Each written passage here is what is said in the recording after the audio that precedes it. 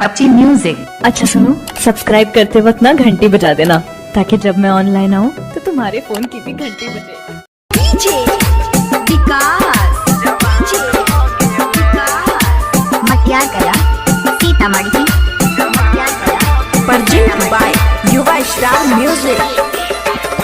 चमक रूप तोहर पूर्णिमा के चान भ गेले, चमक रूप तोहर पूर्णिमा के चान भ गेले।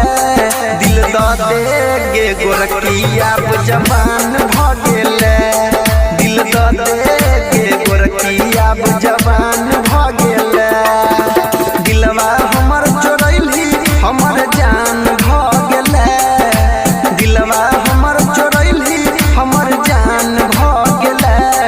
दिल द दे गे गोरखिया जवान भ गेले, दिल द दे गे गोरखिया जवान भ गेले।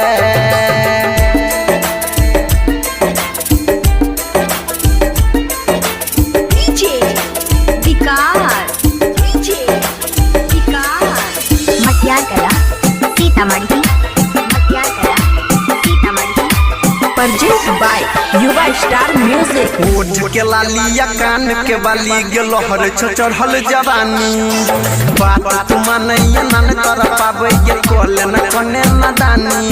किया हमरा के देखी तोय तो भागै छै, तीर नजर के दिल पर दागै छै।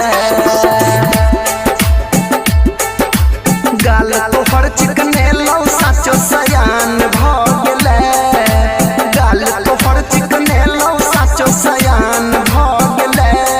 दिल द दे गे गोरखिया जवान भ गेले, दिल द दे गे गोरखिया जवान भ गेले।